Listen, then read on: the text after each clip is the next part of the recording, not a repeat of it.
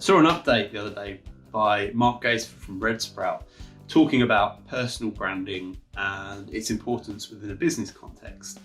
And I happen to agree. I think personal branding definitely has a large role to play within many organizations, predominantly those that are working in a B2B capacity.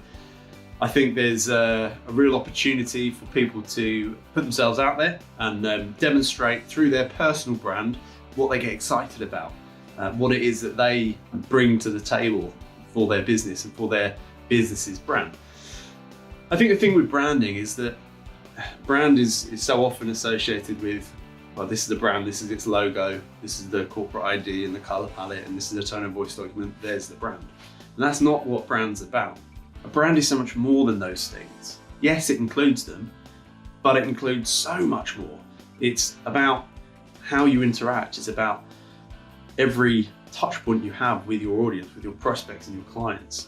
And it's about how you make people feel. And that's really where brand gets exciting, is when we're talking about how you make people feel and what feeling people have when they think about your brand. If you think about some of your favorite brands, it will be the ones that have that emotional connection, and that when you think of them, you smile.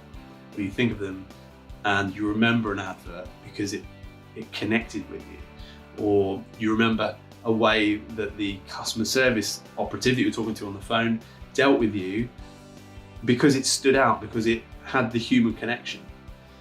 And I think personal branding has such an opportunity to promote that human connection, because it is a personal thing, it's an individual thing, and it can really help to build those bonds of trust.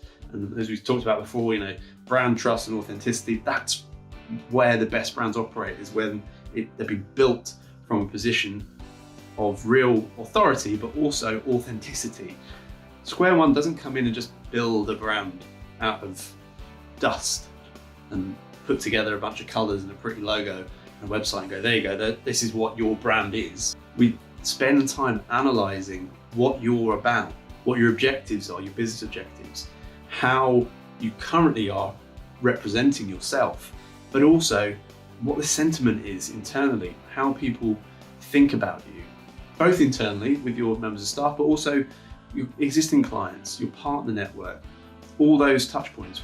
We take the time to understand how you're perceived so that we can understand who you are. We get under the skin there, we get right to the heart of that, so we can then use that as a basis for recommendation and use that as the basis to build something fantastic and something that doesn't just look great and stand out, but it actually stands for something. It stands for what you are and what you're about. So again, that's where personal branding can come in and really support that, because it is all about you. It's all about the individuals that make up your brand.